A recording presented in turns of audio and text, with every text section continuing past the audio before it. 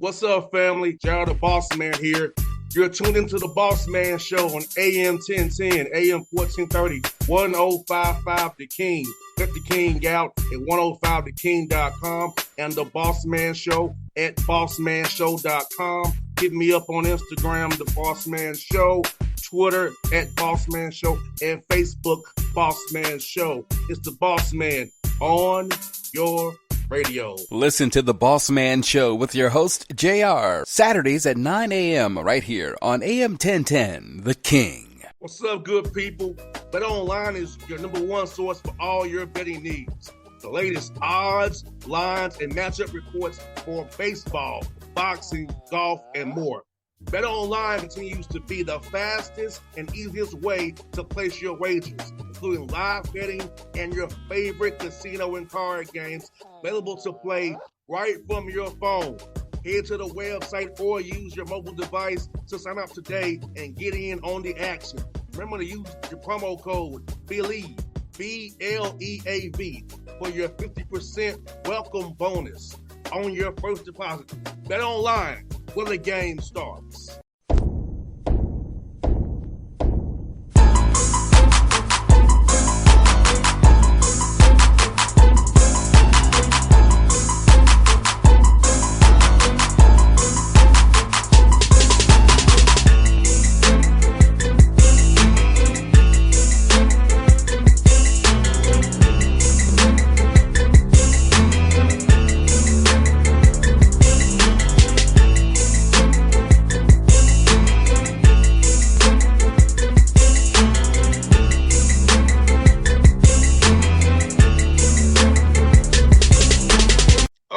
Back on the Bossman Show, we got a cool guy.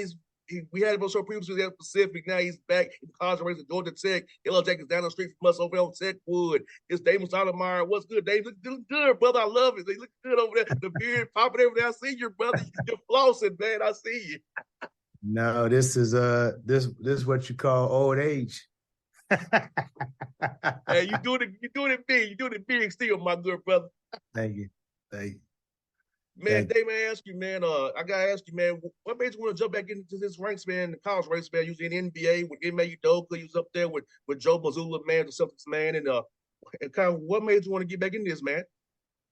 I think the opportunity, here at Tech. I think it's a great institution. Secondly, I think Atlanta's a great city. A lot of players here, and lastly, the ACC. So the combination of all three of those made the decision easy. I hear that, man. I say you're a heck of a coach, man, and you're a heck of a teacher, man. So I thought these young men can learn from you because you played in the NBA. You know what it's about. Help these young men see what it takes to become a pro. And I think that any young man can play for you has a basketball royalty to talk to them about how to become a player in a band and be a better human after basketball.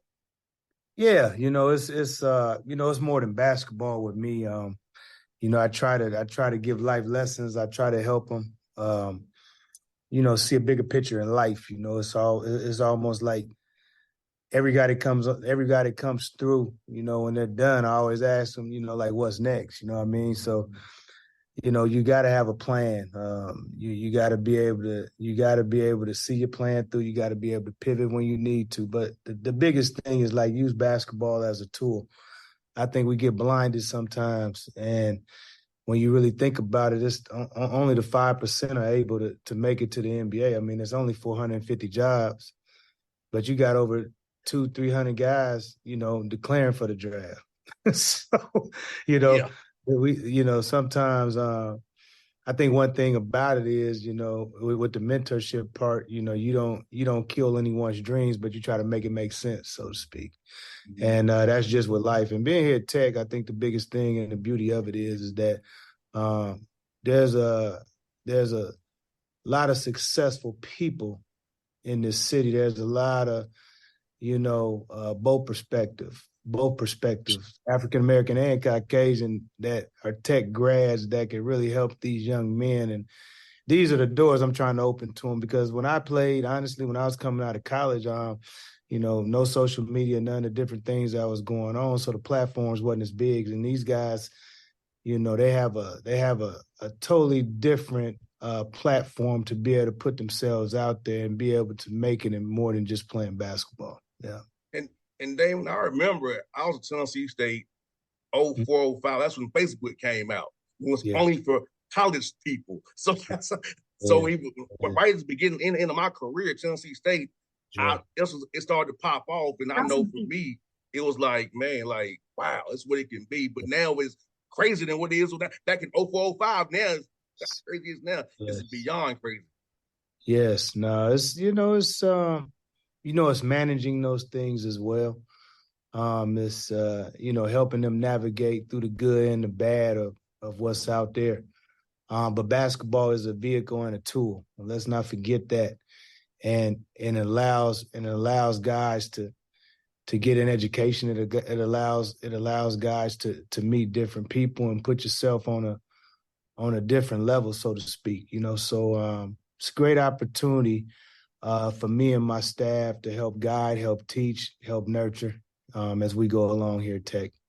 And damn, you said something very important, because I know for me, if it wasn't for athletics, I would not be on this Zoom call today. No doubt. So athletics opened a door for me, because I knew had I stayed on the west side, where I was on the west side of Atlanta, I had a life of bad if I didn't get out of where I was at my predicament. Right. But sports, go to Tennessee State, give me a degree. Now I'm going to be in the radio 14 years now. So I feel like you said, sports, my vehicle to get out of my situation. So I'm on the phone with you today, doing this interview 14 years later, doing this Bossman show thing. So like you said, so important. For sure. A lot of times, things are done in reverse. I mean, we're giving sports as a tool to go to school. That's the incentive, right? Well, if you can play sports if you get good grades or whatever that might look like. But what happens is, to your point, boss man, is as you get older, you realize, right, like the whole time, you actually, I feel like, and it's debatable. I don't think that you actually needed a degree to be successful, but this is what I would say. I think that in my drive to be an NBA player when I was a young kid growing up in Portland, Oregon, I think I learned more from the streets and people in them. But as I got older, you got to educate yourself for everything to be sustainable. Yes. And so school became valuable to me.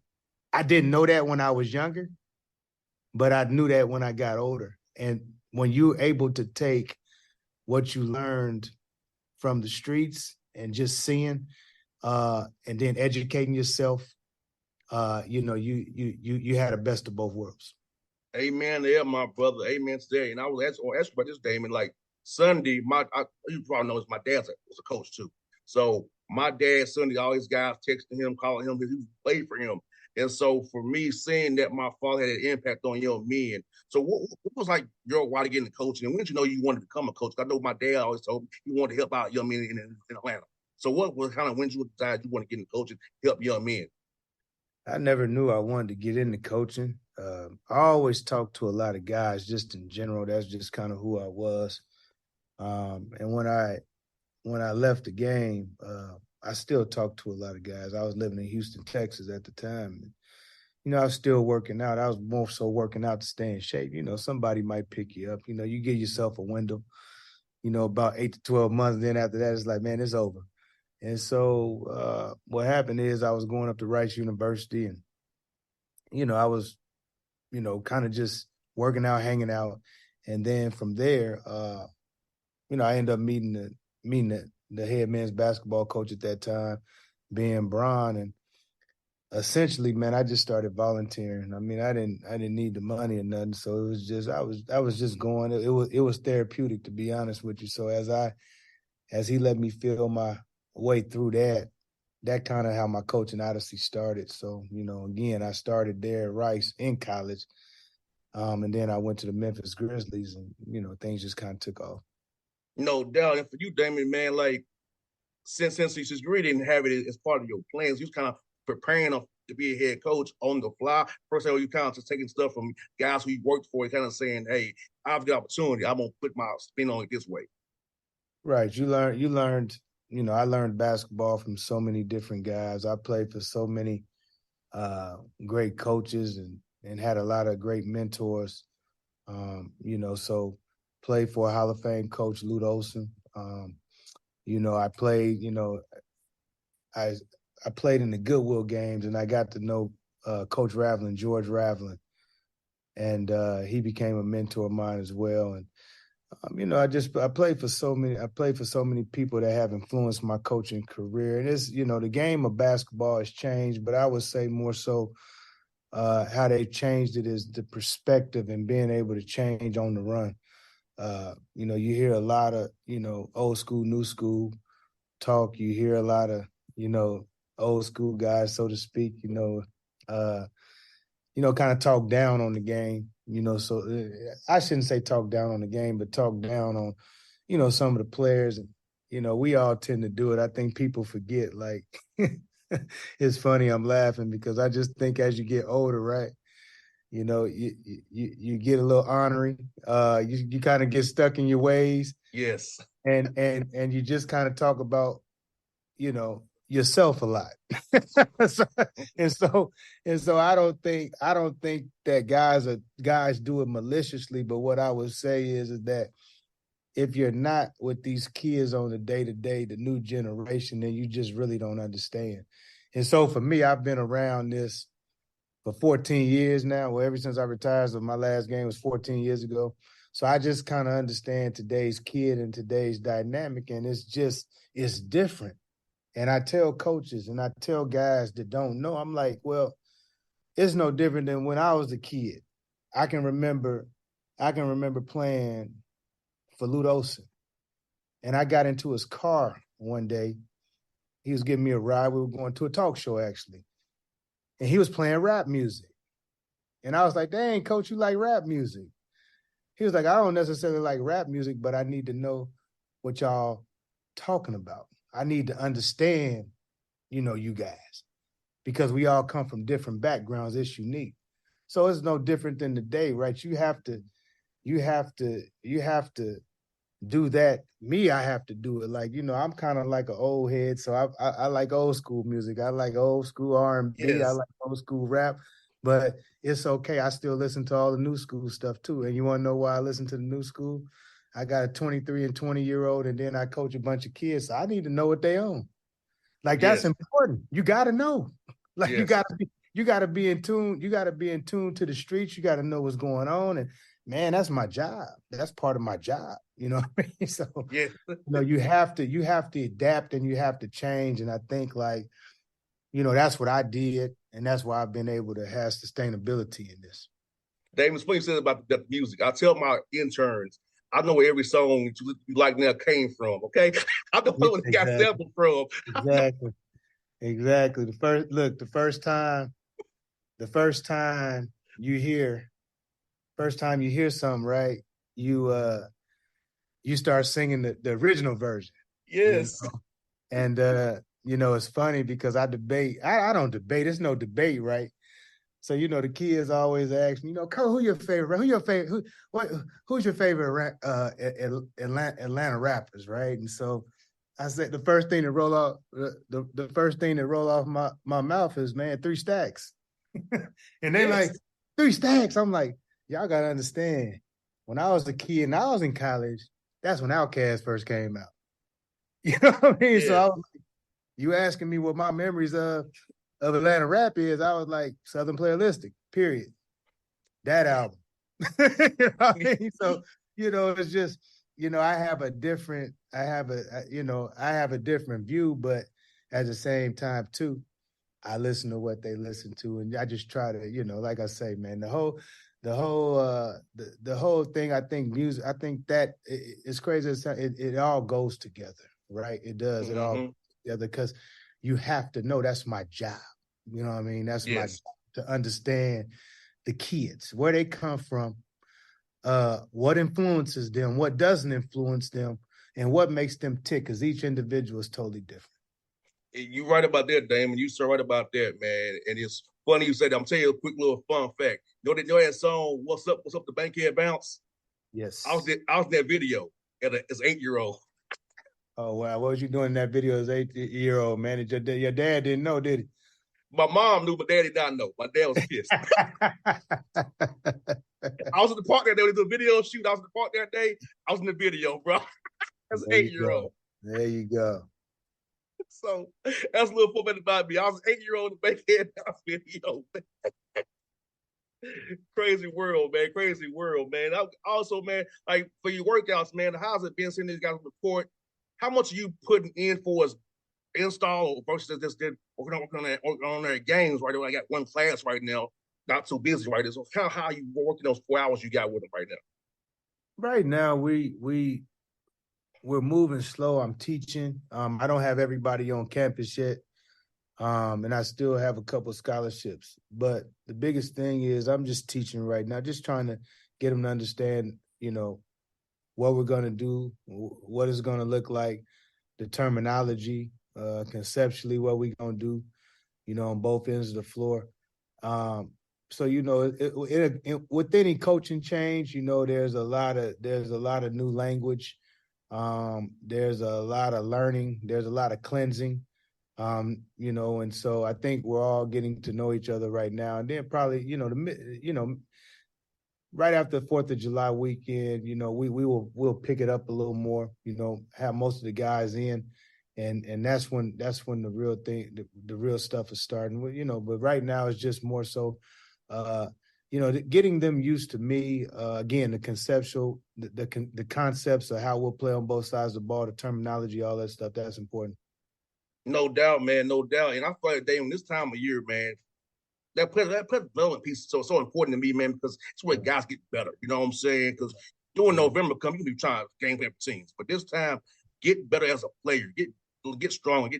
Work on your weaknesses. So talk about player development plans and how important it is for you as a coach and your young men to buy into as well. Well, the way I do it is, first of all, it's never going to be enough to just work out with Coach Stoudamire and his staff. That's not enough. If you want to be the player you need to be, you got to always be putting in extra work. And, so in any workout, right, I kind of break it down like this, because we are to work on our weaknesses, but we also still got to keep mastering our strengths, because our strengths are our bread and butter. There's some things that we need to do so well that when people see it, they just know what it is. And so for me, mentally, the difference probably for these guys in terms of the past and where they've been and who they play for is I watch a lot of film, because I think you got to see your strengths. You have to see your weaknesses. You got to critique yourself, because if you can critique yourself the right way, then there's nothing anyone can tell you. So I got a theory. I've always had this. 3 things simply. When I look at the team as a player, how do I get on the court? Okay. And how you get on the court might not be, what your strengths are. But the bottom line is get on the court. Just get on the court. Right. The second thing is you gotta know the strength and the weaknesses of your teammates. So they play to your strengths more than your weaknesses. So, but you got to know who they are as players as well. And then lastly, the strength of who you are as a player. How do you get that into the system? And a lot of times when guys struggle, and I think like I bleed those thoughts into the summer workouts, because most of the time you start at the bottom. You're trying to figure out, how do I get my game into the system? Then you really don't even care about the strengths and the weaknesses of your teammates. And then the first thing I said, which is the most important thing, my game is going to get me on the court. That's how I'm going to get on the court, and that's totally wrong. That's totally false. So I think, players need to get with their trainers, and I think that when you're honest and you guys go through and you get a plan, then you're able to get better. But when you don't do that, when you come back with Coach Stoudamire, now it looks totally different, because you got to master your weaknesses in practice to graduate and put them into the game. But you also have to still master your strengths because that's what's going to get you on the floor. And that was number one. And so people sometimes forget about number one. So and also excel in your role, whatever role you are, whether you're a screener, you're a pick and pop guy, you're a corner shooter, you're a defender, excel in your role. I know some of my days with Damon was always tell his guys up front, this is what your role is. And you accept it or you don't. This is what you're going to be on this team with me this year. And the crazy thing about it is I try to stay away from that because, number one, how do you get on the floor is really saying the same thing. And it's like, that's when you got to be honest with yourself. And so I never try to put rules on guys. I let their games allow me to say what you do and can't do. Gotcha. And that's how I've tried to do it as a coach. No doubt, man. Talk about your staff, man. You got a good staff. I saw you hired Purge, Carl Hobbs, and some other guys. And talk about how having a quality staff is so important to have guys who are loyal to you, who you can trust, and they can also push your vision to the guys as well when you're doing other things like interviews and recruiting and selling the program. Well, having a good staff is really important. Obviously, they help you in a variety of ways. Being a head coach is like being a CEO. It's a lot of delegation. I don't like to micromanage, so I like guys that know how to work. It's simply stated, do your job. Carl Hobbs, Persian Williams, Terry Parker, all good dudes. They know what they're doing. They're relationship guys.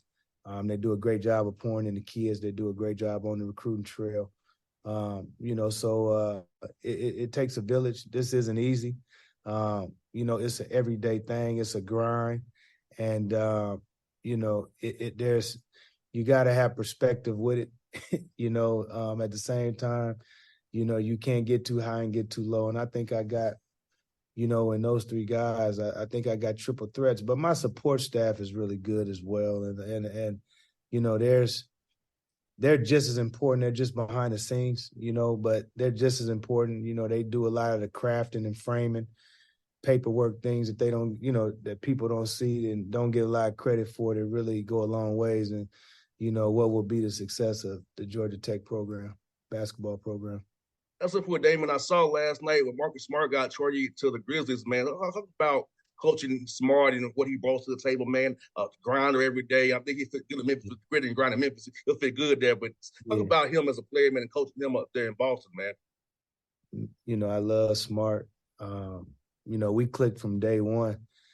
The thing about it is what people don't understand, especially with, guys that, have a lot of history with an organization. I think this was Marcus's 9th year in Boston. And, Marcus is he was a part of that team. He's a part of that community. And I know it's probably rough for him this morning, you're trying to get perspective on getting traded, man. But, I woke up this morning at 6 a.m, so it sounded like that thing was done about 1, 2 in the morning. So I mean, it was. I was up on Twitter when it happened. Yeah, it seemed like it happened in the middle of the night. But the one thing, it's crazy because, in terms of who Marcus is, I feel like, he was sent to Memphis to help Ja Morant. And it ain't, and it's not anything more than to, give him perspective. And, what he's gonna bring to that team, I'm excited for. He just has to get through the initial shock of getting moved. It's one thing to hear your name in trade talks. It's one thing to get moved. It's a different beast now. When you wake up and you talk about it, and then the realities of another organization, another president calling you, welcoming you, it's different now. So you have to, you've been in one place, you've been driving the same way for years, you've been doing the same things, you got the same, your routine changes now. So when he gets over that, I think Memphis got a hell of a player, and I love Marcus Smart. No doubt. Well, Damon, I love you, man. I thank you guys for on the show, man. Glad you're here in Atlanta. I'm gonna try to get with Mike and see when you work out, so I come and see you. I'll be at Lake Point too. Then I go to Summer League, but I will be around to support you, brothers. I'm here for you, man. Glad you're in town, man. I'm definitely push this program for you and help you out, brother. All right, thank you. Appreciate that. Yes, sir. Anytime, but thanks so much, Damon. All right. What's up, good people? Bet Online is your number one source for all your betting needs. The latest odds, lines, and matchup reports for baseball, boxing, golf, and more. Bet Online continues to be the fastest and easiest way to place your wagers, including live betting and your favorite casino and card games available to play right from your phone. Head to the website or use your mobile device to sign up today and get in on the action. Remember to use your promo code BELIEVE, BLEAV, for your 50% welcome bonus on your first deposit. Bet Online, where the game starts. What's up, family? Jared the Bossman here. You're tuned into the Bossman Show on AM 1010, AM 1430, 1055 The King. Get the King out at 105theking.com and the Bossman Show at bossmanshow.com. Hit me up on Instagram, The Bossman Show, Twitter at Bossman Show, and Facebook, Bossman Show. It's the Bossman on your radio. Listen to the Bossman Show with your host, JR, Saturdays at 9 a.m. right here on AM 1010, The King.